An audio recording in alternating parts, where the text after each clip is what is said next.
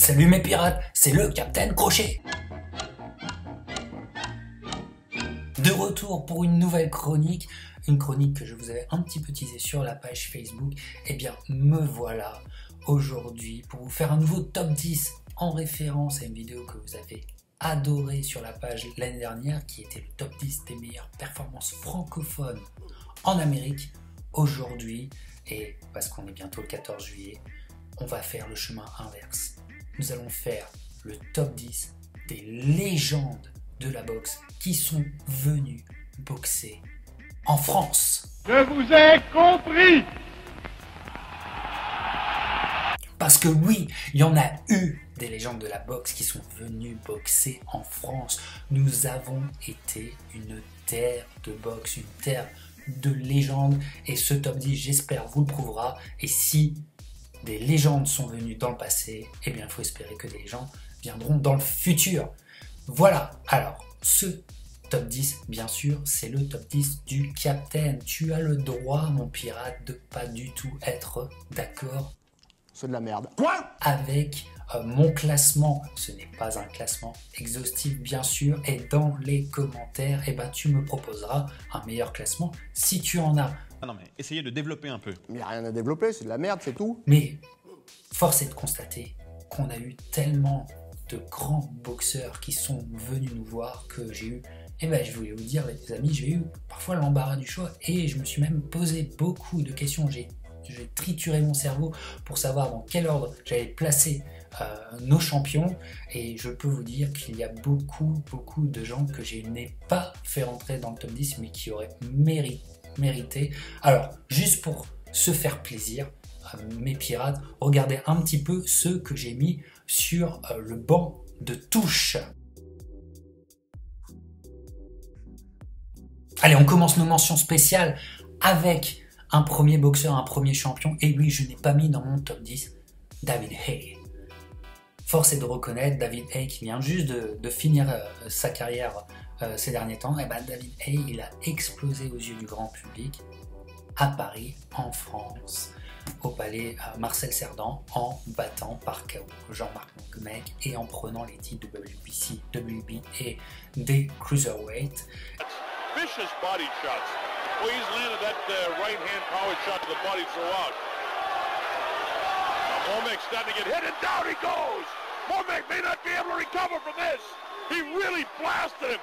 It's up to 4 and 5 and 6. It looks like he'd be ending it up at 7 and 8. Barely up as Jean-Marc Montmec. It's all over. David Haye est une légende de la boxe, qu'on le veuille ou non, puisqu'il a été un des grands noms de sa division, les Cruiserweight, les lourds légers, en arrivant à réunifier pratiquement totalement le titre, son combat suivant contre Enzo Maccarinelli à Londres, qui était un gros combat. Il a fallu simplement 2 rounds pour régler l'affaire. Donc David Haye, une des légendes des Cruiserweight, et bah oui, un de ses plus grands combats, c'était en France, à Paris, vous vous en souvenez, c'était il y a 11 ans de cela. Allez, j'enchaîne dans mes mentions spéciales, et je n'ai pas mis non plus dans mon top 10 Shambar Mitchell. Qui se souvient de Shambar Mitchell, ce super southpaw, très bon boxeur, qui n'est peut-être pas une légende, mais qui, dans sa période, les a tous affrontés avec un record de plus de 60 combats, enfin bref, une longue carrière. Il les a tous affrontés, peut-être on peut dire, il les a tous affrontés un peu trop tard, notamment Floyd Mayweather, mais hey, il a eu des beaux passages contre Floyd Mayweather, et il y en a peu qui ont eu des bons passages contre Floyd Mayweather dans les années 2000. Il a aussi eu 2 combats très compliqués contre Costatio.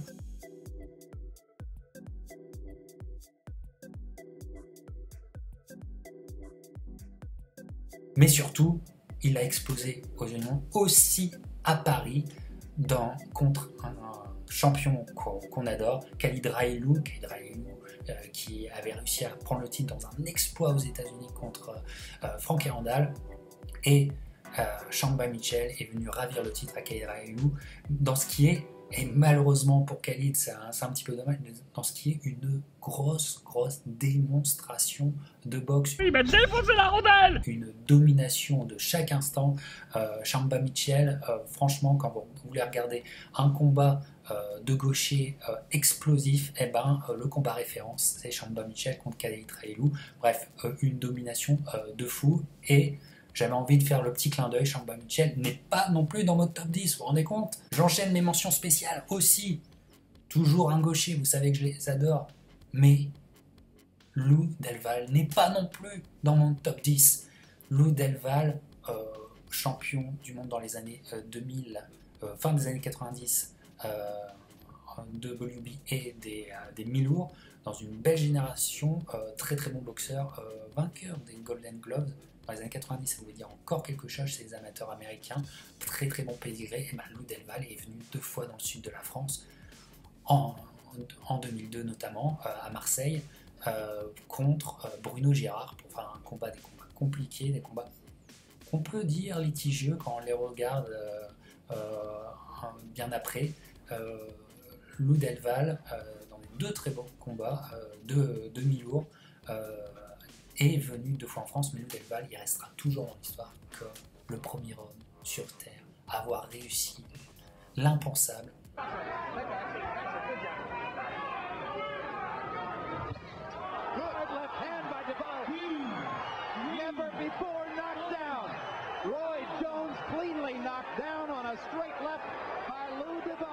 Quand Roy Jones Jr. marchait sur l'eau, tout simplement. Voilà, et c'est pour ça qu'il restera toujours dans l'histoire. Maintenant, c'est un entraîneur de Badou Jack. Voilà, mais Lou Delval est venu 2 fois en France. Voilà, allez, on enchaîne. Dans mon top 10, je ne vous mets pas non plus Miguel Angel Gonzalez. Miguel Angel Gonzalez. Attention, vous aimez le Mexican style? Eh ben, à l'instar de Julio César Chavez, qu'il affrontera en fin de carrière, ben, Gonzalez, c'était typiquement le boxeur mexicain des années 90, une des légendes chez les légers, un très long règne, et Miguel Angel Gonzalez est venu défendre son titre contre Jean-Baptiste Mendy en 1994, nous sommes en mars 1994, et Gonzalez et Mendy vont faire un énorme combat. Ça va durer 5 rounds seulement, mais 5 rounds de folie. Jean-Baptiste Mendy pouvait-il en faire autrement? Il n'avait eu qu'un mois de préparation, vous vous rendez compte, un championnat du monde, il y a 1 mois à peine de préparation contre Gonzalez. Ça a été une guerre de chaque instant, avec un 4e round juste ouf, qui je pense sera à jamais dans la légende de la boxe française. Miguel Angel Gonzalez, qui les a affrontés tous après le combat contre Chavez. Il a été aussi un des adversaires de Oscar de la Hoya, s'il en est. Bref, légende de la boxe qui est lui aussi en 1994 venu boxer en France. Et enfin, je ne vous ai pas mis dans mon top 10 une légende, peut-être plus, mais Donald Curry de Lone Star Cobra n'est pas dans mon top 10. Qu'est-ce que tu me racontes là? Un poids Walter, super Walter, légendaire des années 80-90, qui les a tous affrontés. Bref, une vraie terreur de l'époque, ça donnait ça. Two-time world champion, the return of the Lone Star Cobra, Donald Curry. As the undisputed world welterweight champion, many consider Donald Curry pound for pound the best fighter in the world. 5, 6, 7,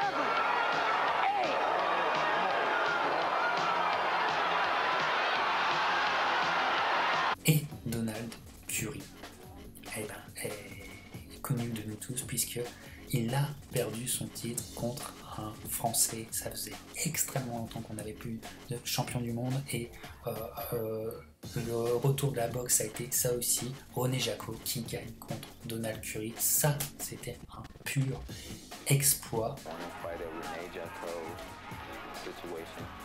It wasn't the type of fighter that I needed to get up mentally for. even physically for, and I suffered a defeat in the beginning.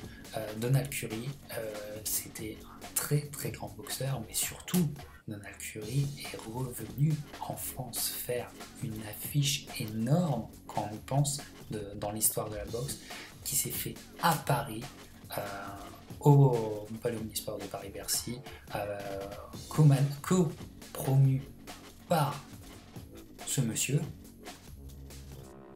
légendaire s'il en est, et Donald Curry, qui affronta pour le championnat du monde des poids moyens Michael fucking Nunn. Michael Nunn qui était juste une comète incroyable à cette période. The Nunn jab continues to flick out against Columbe. Columbe is by nature, oh my, a left hand sends Columbe down. A shocking turn of events in the first round. Sambo Columbe is out on the mat. I doubt if this one will continue. Nous sommes en 1990 et c'est Showtime qui fait une retransmission depuis Paris. Vous vous rendez compte, Donald Curry contre Michael Nunn a eu lieu à Paris en 1990. C'est juste fou, en octobre 90 précisément.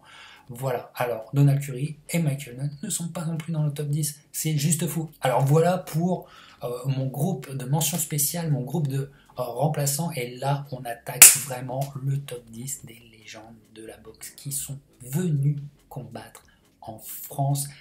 Ouais, ça va être bien, ça va aller très bien même. Ça commence tout de suite mes pirates, let's go, numéro 10. Oh, numéro 10, Frankie Randall, The Surgeon, le chirurgien. Frankie Randall est venu boxer en France un soir d'été, un soir de juin 95 à Lyon. Frankie Randall est revenu et les Lyonnais ont eu la chance de voir un Frankie Randall qui était au summum de sa carrière. Un an auparavant, Frankie Randall est peut-être la personne qui, avec Buster Douglas, a commis l'outrage, la surprise infinie de battre à une légende de la boxe et qu'on croyait invincible, Julio César Chavez. Et quel championnat du monde, quel combat! Combat dur! Très dur pour les deux hommes.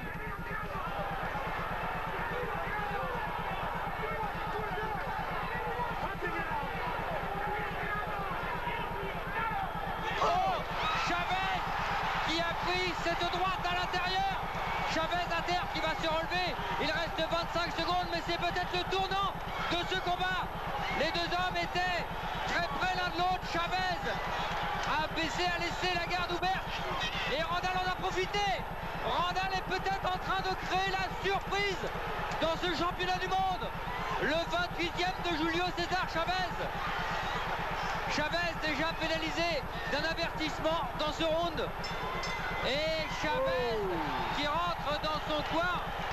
Dans un des plus grands upsets de l'histoire de la boxe, dans un combat incroyable, très très dur, très très serré, très très belle boxe. Frankie Randall, qui devait être simplement pour perdre, il avait déjà 33 ans à l'époque et il nous gagne un combat incroyable contre Julio César Chavez et il arrive à mettre à terre au 11e round Julio César Chavez.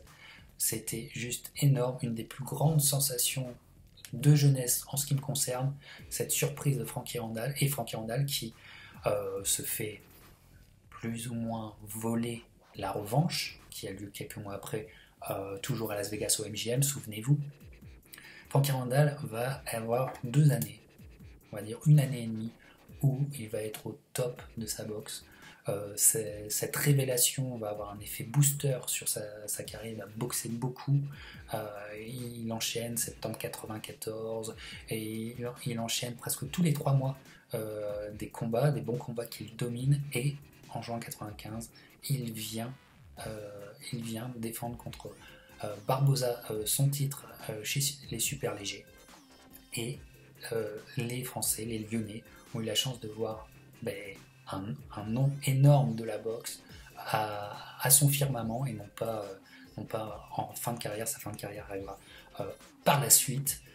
Voilà, Frankie Randall, et puis vous regardez son costume, regardez comment il arrive sur le ring. Le mec était dans le turfu. Moi je kiffe encore de voir ses entrées sur le ring, c'était juste incroyable. Et dès Lyonnais en 95, on a eu la chance de voir Frankie Randall dans la même carte que la victoire de Fabricioso sur Mike McCallum, et il était le dernier combat de la soirée, c'est-à-dire qu'il a boxé après la victoire de Fabricioso contre Mike McCallum. Est-ce qu'on va en reparler? Allez, on passe au numéro 9. Go! Numéro 9. The Body Snatcher. Mike McCallum. Justement, Mike McCallum, eh ben oui, obligé de le mettre. Légende de la boxe. Désolé de le dire, mais pirate, il est venu une fois perdre son titre contre Fabricioso. Avec Fabricioso, notre Fabricioso et Mike McCallum. Fabricioso devenant en 95 champion du monde de WBC des mi-lourds. Il va être gêné, il a du sang un petit peu dans l'œil, il commence à cligner des yeux, Fabrice. Pourvu que ça soit pas le tournant de la rencontre. Quel goal! Est-ce que l'arbitre va compter McCallum? Il n'y a pas de compte debout normalement. Oui, mais il a mis la main à terre. Ouais. Il a mis à terre, c'est la première fois que McCallum est compté dans sa carrière. C'est un combat où Mike McCallum était déjà âgé, il avait 35 ans passés, et qui a donné quand même, donné un combat plus serré qu'on ne se l'imagine. On l'a un peu oublié ce combat, mais Mike McCallum, champion chez les Walter, champion chez les Super Walter, chez les moyens, super moyens, jusqu'au mi-lourd. Excusez-moi du peu, mais un Walter naturel qui continue à être champion chez les mi-lourds. McCallum avait un pedigree box juste hallucinant pour ceux qui savent voir, et n'oubliez jamais, il a 2 combats qui sont des combats références pour tout boxeur qui veut analyser sa technique, pour tout boxeur. Les combats chez les moyens de Mike McCallum contre James Toney est à voir. Pour qui se dit fan de boxe, c'est un indispensable. D'ailleurs, le Ring Magazine ne s'y est pas trompé, c'est le combat de l'année 1991, si je ne me trompe, à voir dans toutes les bibliothèques boxe. Mike McCallum, replongez-vous dans sa carrière, quel bon boxeur technique, vraiment replongez-vous, c'est juste incroyable. Le mec aussi était dans le turfu, et Mike McCallum est venu une fois boxer lui aussi en France. Alors attention, maintenant on va passer au numéro 8, let's go! Numéro 8, et là, on va chez les bonheurs. Formidable! Formidable contre du droit! Le bazooka. Ike Quartey. Eh oui, Ike Quartey se devait d'être dans mon top 10. Ike Quartey. Et lui, il a un rapport à la France bien plus important que les 2 acolytes, numéro 10 et numéro 9, parce que Ike Quartey a, on va dire, commencé véritablement sa carrière en France. Il a eu quelques combats au Ghana avant d'arriver en France, promu et managé par les frères Acariès, qui à l'époque, les années 80 et une partie des années 90, les frères Acariès sont des gens qui comptent dans l'univers global de la boxe, qui parlent d'égal à égal parfois avec Nankin pour certains combats. Champion du monde! Quartey avait signé avec eux et donc avait fait énormément de combats, beaucoup de combats en France, de 92 à 96, année de son départ pour les États-Unis. Il nous fait 11 combats en France, dont la prise de titre WBA contre Espana le 4 juin 94. Un combat dur, et il a montré de quel bois il était fait, ce Ike Quartey, un boxeur dur au mal qui a explosé dans les derniers rounds Espana. J'étais très content parce qu'Espana avait juste précédemment, on va dire, mis le KO de trop à mes idoles d'enfance, Meldrick Taylor, et Ike Quartey d'une certaine façon m'a mangé au palais Marcel Cerdan. Il a un très bon combat, est devenu champion chez les Walter, combat titre qu'il va défendre plusieurs fois en France, notamment un combat qu'on a un petit peu oublié contre un Murray, un certain Andrew Murray, qui était, les gens oubliés, mais qui était managé par Emmanuel Stewart, et lui qui était du Krong Gym de Detroit, et qui s'entraînait avec tous les mecs de Detroit de l'époque. Donc on a 93-94, ce mec s'entraînait avec les James Toney, avec les Michael Moore, avec Tommy Hearns. Enfin bref, c'était quelque chose, c'était la bonne école de boxe, et il n'a pas fait long feu contre Ike Quartey, qui était lui une vraie comète, et ça sera l'un de ses derniers combats en France avant de faire sa carrière américaine. Et quelle carrière, il a boxé au Madison Square Garden.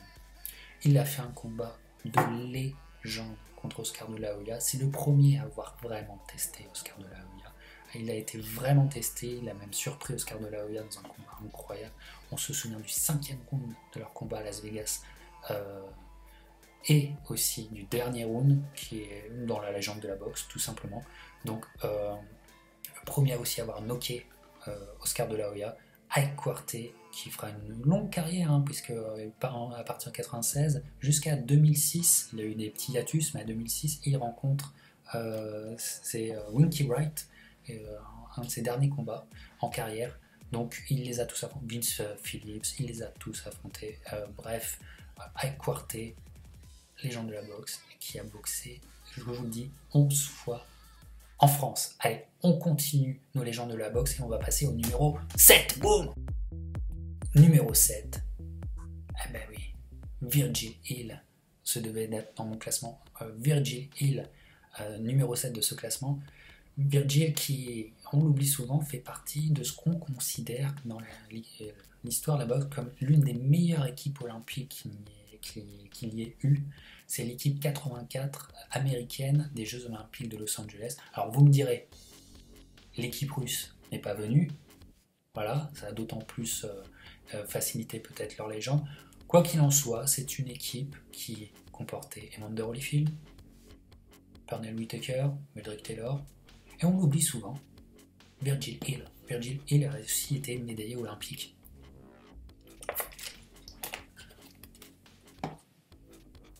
Et Virgil Hill a fait sa carrière pro, est devenu un Hall of Famer. Il appartient au vrai Hall of Famer. L'histoire donne raison.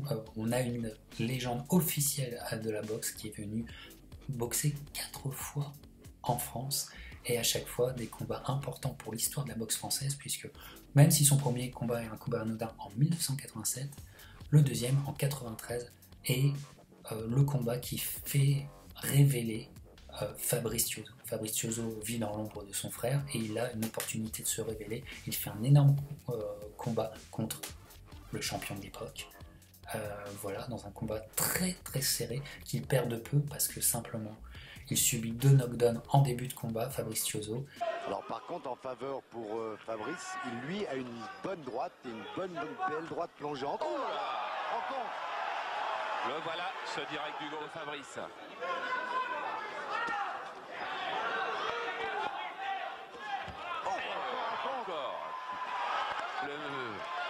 Qui fait que au décompte des juges, ça passera à ça de la surprise, mais il se révèle et il révèle son potentiel aux yeux du public français face à Virgil Hill. Virgil Hill qui d'ailleurs se sera fait peur. Virgil Hill qui continuera sa carrière, il rencontrera beaucoup de grands boxeurs, Lou Delval, on en parlait avant, Roy Jones Jr. bien sûr, et l'histoire française de Virgil Hill ne s'arrête pas là puisqu'il retrouve le chemin de Fabrice Tiozzo. Fabrice Tiozzo qui est devenu lourd léger, qui est le nom chez les lourds légers et qui veut faire son grand combat chez lui de nouveau à Lyon, un grand combat de boxe.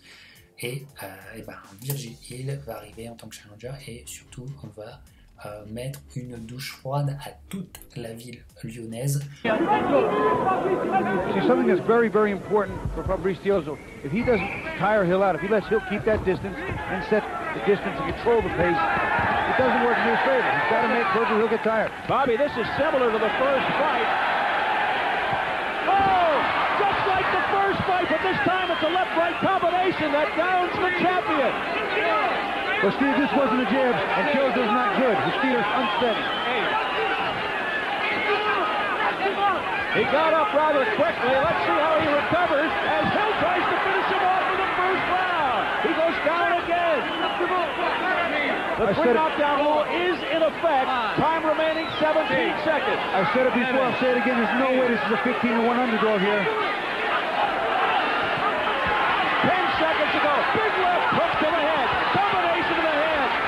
And that's it. The referee stops the fight. A statement was made. Has stopped the fight. Virgil Hill is the new WBA Cruiserweight champion. Unbelievable. He stops Tiozo in the first round. C'est peut-être le plus gros accident de l'histoire de la boxe française, du point de vue de Tiozo, mais du point de vue de Virgil Hill, c'est pour lui aussi une sorte de seconde naissance, ou troisième naissance même dans sa carrière. Il en aura beaucoup des renaissances dans sa carrière, Virgil Hill, dans sa longue carrière. Et Virgil Hill viendra presque 2 ans, 1 an et demi plus tard, en 2002, viendra défendre et perdre son titre face à une autre légende française qui va aussi se révéler aux yeux du public ce soir-là face à Virgil Hill. C'est Jean-Marc Mormec. Jean-Marc Mormec qui arrivera à arrêter Virgil Hill, et ça c'est plutôt rare. Virgil Hill c'était quand même un boxeur slick, comme on dit, avec un jab, peut-être l'un des meilleurs jabs de l'histoire de la boxe, et Mormec fait l'exploit en 2002 et se révèle au grand public. Donc Virgil Hill, légende de la boxe, venu 4 fois boxer en France. Allez, on enchaîne et on va passer, attention, au numéro 6. Boum! Numéro 6. Winky. Eh oui, Winky Wright, de son vrai nom, Ronald Wright. Et lui aussi, Winky Wright, vous savez que c'est un boxeur que j'apprécie énormément. Winky Wright a une grande histoire avec la France, une très très grande histoire avec la France. Winky Wright, de la même façon que Ike Quartey, dans sa jeunesse, a été ce qu'on peut appeler un road warrior, un combattant de 4 chemins qui parcourant le monde pour combattre, et il a été signé par, de nouveau, les frères Acariès. Champion du monde! À cause de ça, une légende, Winky Wright, qui vient d'être cette année intronisé au Hall of Fame de la boxe. Winky Wright a boxé entre janvier 93 et janvier 96, c'est-à-dire sur 3 ans. Il a fait 13 combats sur le sol français. 13 combats sur le sol français, et d'ailleurs des combats très originaux, puisque avec ces 13 combats, il a défendu 2 fois sur le sol français le titre NABF. Le titre NABF qui est le titre nord-américain. Comme nous avons le titre européen, les nord-américains ont le titre NABF, et il a défendu 2 fois sur le sol français, ce qui est une originalité. Et surtout, il a eu sa première chance mondiale contre un autre boxeur qui était aussi sous la tutelle des frères Acariès, c'est Julio César Vasquez, l'Argentin, le buffle. Regardez sa gueule, je pense pas que tu te marres souvent avec lui. Je vais te péter la gueule. Winky Wright l'affronte, et l'affronte peut-être trop tôt dans sa carrière, peut-être pas encore assez expérimenté, et ça va être un combat très très difficile, même s'il montre des qualités indéniables. Ce Winky Wright, il va aller au bout de lui-même pour juste tenir la distance, les 12 rounds, avec plusieurs knockdowns en fin de combat. Winky Wright, ça se passe en août 94 à Saint-Jean-de-Luz. Des gens de Saint-Jean-de-Luz ont vu Ronald Wright, Winky Wright, et c'est un combat aussi qui aurait pu arrêter une carrière, puisque c'était très difficile pour lui. Mais il va, après ça, changer de promoteur, avoir une traversée, on va dire, du désert, où il va continuer à forger sa boxe, une boxe qui va devenir complètement différente. Winky Wright va rester en face de vous, in your face, alors qu'il utilisait plus les jambes, on se rend compte pendant sa carrière française. Et Winky Wright va avoir une seconde carrière, une seconde jeunesse qu'il ne va pas rater, et ça, il va se révéler aux yeux du public américain, notamment un combat très très beau combat contre un très très bon combat contre c'est ça de pas préparer ses notes, c'est ça, ah là là, contre Fernando Vargas, bien sûr, El Féroce Fernando Vargas qui va perdre de peu. Certains diront qu'il l'a gagné, mais à partir de là, il va tous les rencontrer et il va surtout avoir l'occasion de faire des démonstrations, notamment contre Shane Mosley, quand Mosley était à son firmament, et surtout sa plus grande victoire, sa plus grande démonstration de boxe contre Félix Trinidad. Bref, Rinky Wright a une partie de sa carrière qui a été faite en France, et il y a un lien avec la France, et c'est une légende de la boxe depuis cette année. Voilà, on enchaîne avec maintenant notre numéro 5. Boum!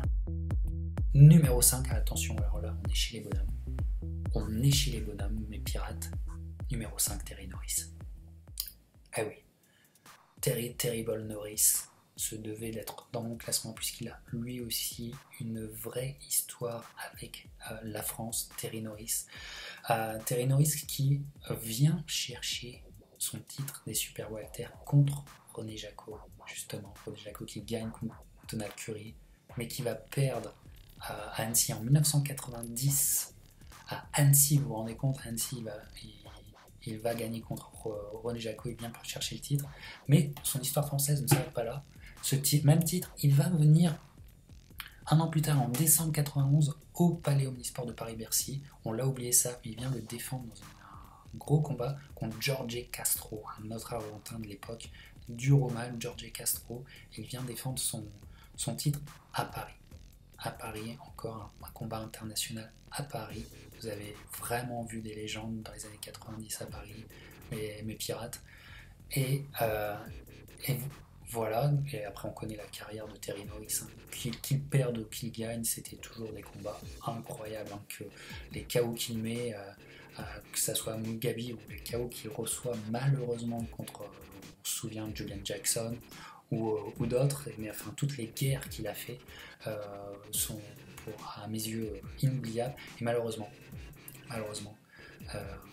l'athlète qu'il est, le grand boxeur qu'il est, n'a pas pu résister comme tant d'autres à la dangerosité des coups reçus, des KO reçus, des terribles KO reçus, et Terry Norris a montré des signes de faiblesse physique et mentale, des commotions cérébrales plus terribles qu'il n'y pensait, et Terry Norris a fini sa carrière, et là c'est peut-être le moment le plus triste de cette vidéo, mais un moment qui moi me met extrêmement mal à l'aise et que je ne mets même pas dans cette vidéo, c'est que son dernier combat il le fait aussi à Paris, toujours au même endroit, à Paris, contre Laurent Boudouani, pour ce qui devait être une grande affiche entre un Laurent Boudouani qui cherchait désespérément un grand nom à mettre dans son résumé, et là Terry Norris monte sur une déjà extrêmement affaiblie. He came up and said hello, and I couldn't understand him. It was just totally incomprehensible. That's when Dr. Margaret Goodman, a neurologist and former chief ringside physician for the Nevada Athletics Commission, stepped in. She was part of the panel that denied Norris's request for a license to fight in the state back in 2000. Extrêmement affaibli, venant encore de perdre une défaite très très dure quelques mois au précédent Atlantic City contre Mullings. On a oublié ce Keith Mullings, on l'a oublié ça, mais donc un combat très doux amer, un combat qui met extrêmement mal à l'aise, puisqu'on voit un Terry Norris qui n'est que l'ombre de lui-même et qui est déjà affaibli, recevoir des coups qu'il n'aurait jamais dû. Bref, son combat, ça fait très mal, et la carrière de Terry Norris s'arrêtera là, puisqu'il sera interdit de ring et interdit de licence, notamment en Nevada, à partir de là, grâce à un médecin qui a reconnu ces signes de commotion cérébrale et qui d'une certaine façon l'a sauvé en arrêtant sa carrière. Terry Norris, replongez-vous dans sa carrière. Il a été d'une générosité incroyable avec nous, fans de boxe, en se livrant totalement et en devant porter ceci pour toute sa vie. À nous de lui rendre grâce. Terry Norris se devait d'être dans le top 10. C'est une légende de la boxe qui est venue en France, mes pirates. Allez, on continue. Et là, ça va passer un palier de légende. Je vous raconte pas, les amis, ça ne rigole plus. Maintenant, ça va chier. Là, on est chez du lourd, de chez lourd, de la légende de chez les légendes. On passe au numéro 4. Let's go. Boom. Numéro 4. Attention, les amis. Carlos Monzon.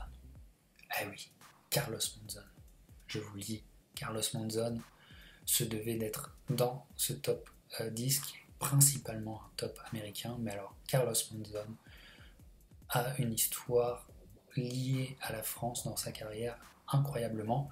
Je rappelle que j'ai fait une petite astuce, je l'avoue, j'ai compté Monte-Carlo et le stade Louis II comme faisant partie du territoire français. Vous allez me dire, non, c'est pas le même pays, je sais mes pirates, mais bon, je pense que quand tu remplis un stade Louis II pour de la boxe, c'est pas que des gens de Monaco qui viennent le remplir, le stade. À mon avis, il y avait des gens de France qui étaient aussi dans le stade, et donc sur le même principe que Monaco joue dans le championnat français, et ben pour la boxe, j'ai tenu cette même logique, et grâce à ça, et ben on a beaucoup de combats de Carlos Monzon chez nous, les francophones.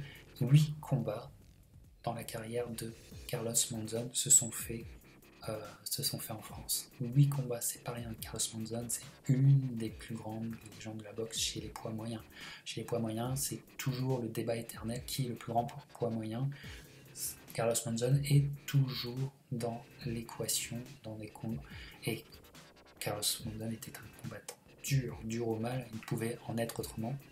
Et la chance incroyable qu'a eu les Français, les Parisiens, les gens du Sud, mais il commence sa carrière française, si on peut dire, Carlos Monzon, avec un combat de légende contre Nino Benvenuti, l'Italien, en 71, et puis il va enchaîner avec des combats, je pense, peut-être en termes de classe, ce qui se fait mieux, c'est-à-dire il va enchaîner avec Jean-Claude Gaultier à Colombes, au stade de Colombes.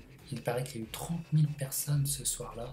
Je vous raconte pas, on a eu des entrées sur le ring qui valaient celles des Anglais ou des Américains. Regardez-moi ça, Jean-Claude Gaultier arrivant sur le ring, c'est juste énorme. Who is 27 years of age. Monzon, who is 29. Gaultier, who has paid 3 visits to the United States and is trained in the American style of fighting. Once for a month at Bobby Gleason's gym in New York City. Now he gets into the ring and listen.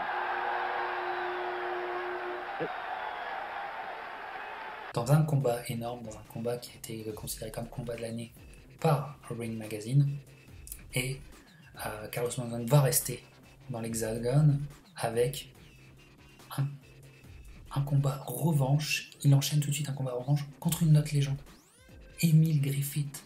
Et oui, Emile Griffith est venu dans l'Hexagone combattre Carlos Monzon, et ça se fait le 2 juin 73. Vous vous rendez compte ça? Et simplement en septembre de la même année, les mecs enchaînés, hein.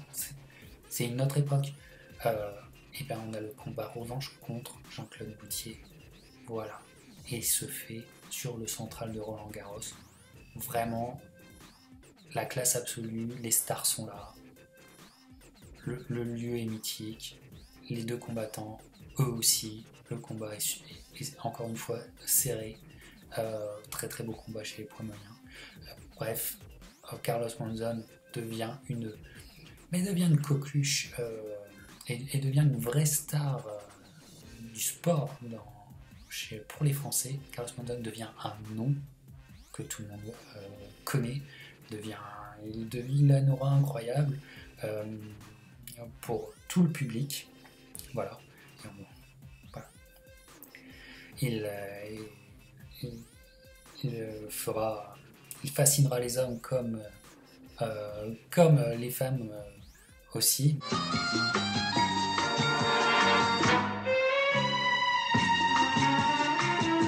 Même si on sait qu'il a une fin de vie où justement il a fait l'indéfendable, il a tué sa femme de l'époque, et il finira sa vie en prison, malheureusement.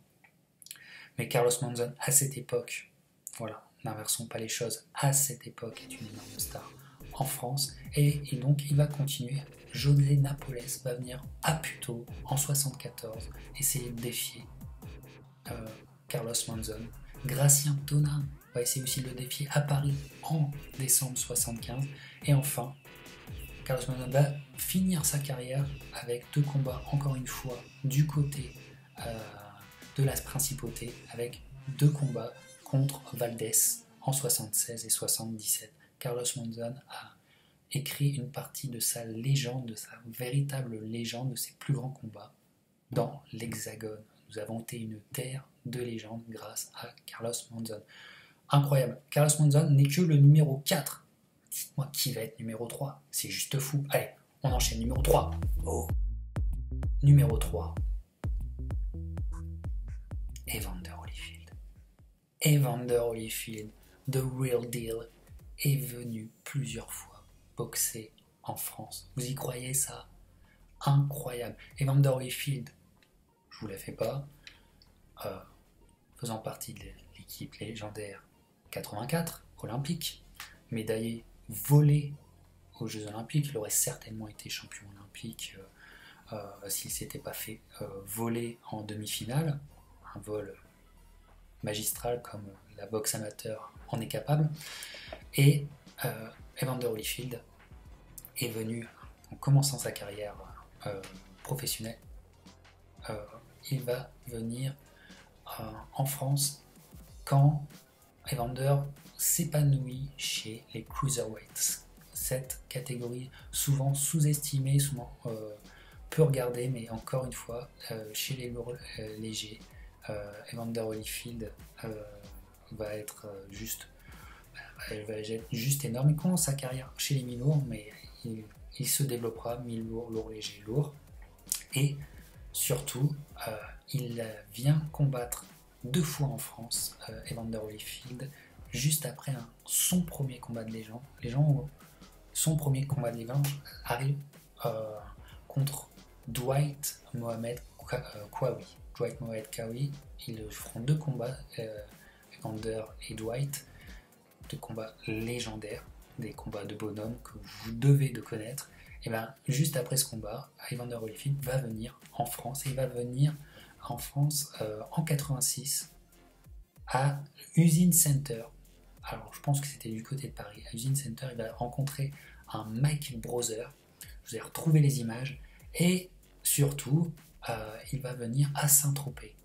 Voilà, le 15 août 1987, à Saint-Tropez, en plein air, plein milieu de la ville de Saint-Tropez.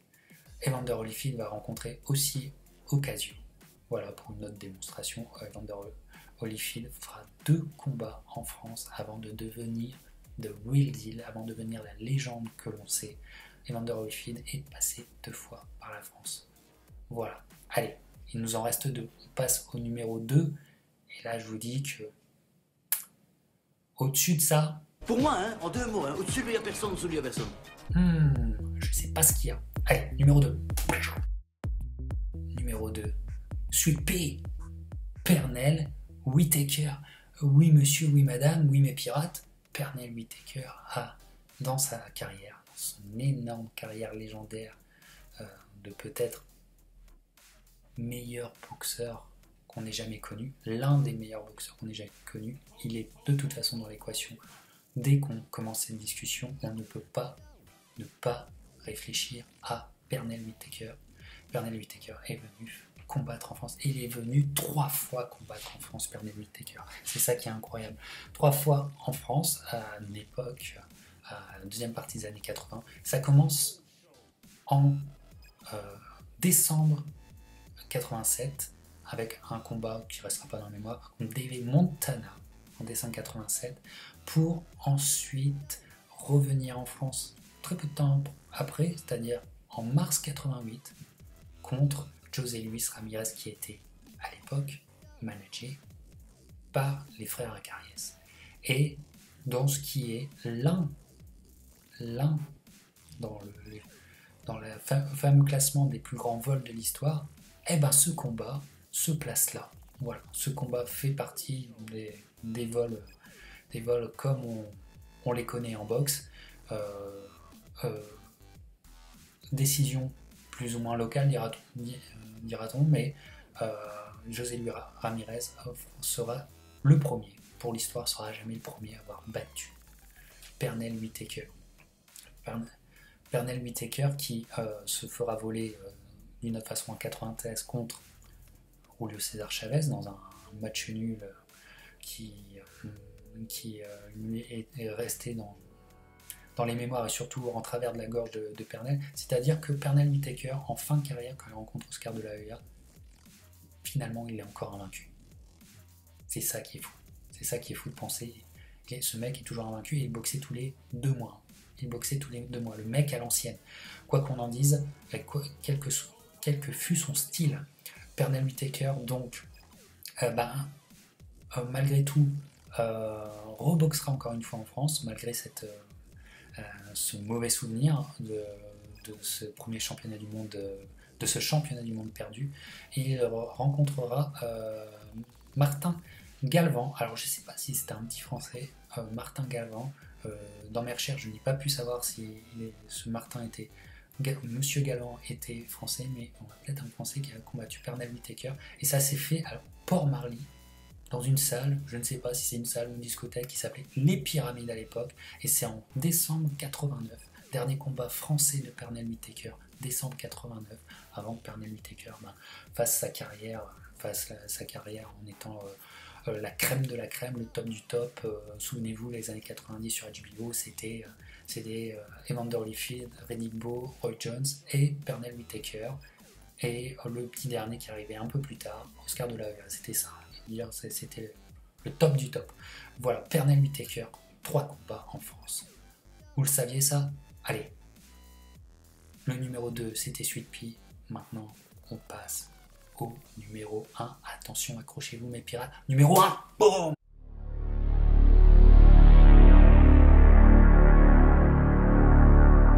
Numéro 1, le seul, l'unique, TBE, le vrai plus grand pound for pound, la légende absolue, le dieu absolu de la boxe, Sugar Ray Robinson, est venu boxer de nombreuses fois en France. Sugar Ray Robinson, le plus grand de tous, quoi qu'on en dise, est venu combattre énormément de fois en France. Et les amis, je ne vous compte même pas la Belgique, où il est aussi venu boxer souvent, ni l'Allemagne, ni l'Angleterre. Bref, Sugar Ray Robinson, entre 1950, où il rencontre un dénommé Jean Stock, jusqu'à 1964, souvenez-vous, Sugar Ray Robinson a 25 ans de carrière. En 1965, il rencontre Jean Beltriti à Marseille. Et pendant ces années, il va boxer dans de nombreuses places, énormément de fois. Il va boxer à Paris, il boxera à Marseille, il boxera à Caen, il boxera à Nice, il boxera à Lyon. Et il boxera dans des tournées. À l'époque, c'était des tournées. Et ça mélangeait un peu tout. C'était à la fois dans une tournée qu'on aurait pu appeler une tournée de musical. Voilà, il était en représentation. Il n'empêche que les combats restaient des combats de boxe. Et il n'empêche que le petit champion local qui avait la chance de rencontrer Sugar Ray Robinson à l'époque, forcément le champion local allait tout donner. Donc Sugar Ray Robinson a enchaîné tous les 15 jours des combats durs. C'était de combat dur en combat dur en combat dur, tous les 15 jours. C'est ça, et parfois toutes les semaines. C'est ça qui était juste incroyable. Par exemple, allez, je vous donne simplement un exemple. En octobre 64, il est au Palais des Sports de Nice. En octobre 75, il rencontre un certain Johnny Angel, Johnny Angel, c'est le 12 octobre. Et le 24 octobre de la même année 64, il est à Caen pour rencontrer un certain Jackie Caillot. Jackie Caillot, qui avait 13 combats, qui avait 13 victoires, 10 défaites et un nul à l'époque. Et il a enchaîné 15 jours plus tard, 7 novembre 64, il est au Palais des Sports de Marseille pour rencontrer un certain Jean-Baptiste Rolland. Voilà. Bon boxeur d'ailleurs, au passage. Et ça enchaîne le 14 novembre 64, il rencontrera à Marseille son dernier opposant français, Jean Beltriti, sur le territoire français, son dernier combat.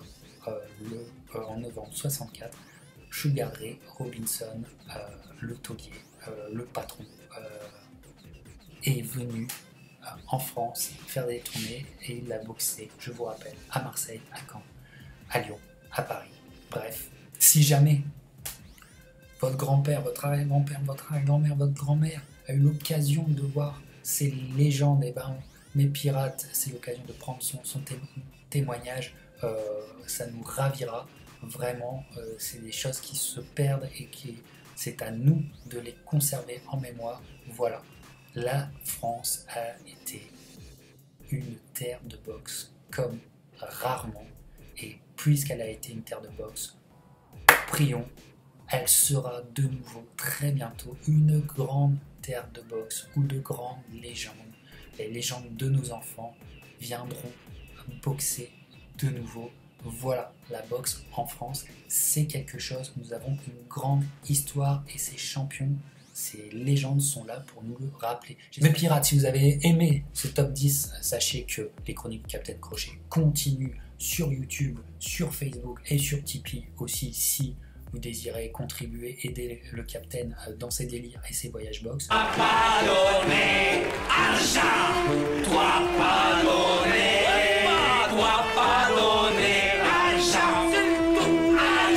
En attendant, je vous souhaite un bon 14 juillet. En attendant, je vous souhaite aussi un bon été. N'oubliez pas, allez à la salle, déchaînez-vous sur le sac et sur vos sparring. Je vous vois bientôt sur le ring. Mes pirates, on se retrouve aussi bientôt pour des podcasts et pour toute l'actualité boxe. Portez-vous bien. Ciao. Oh.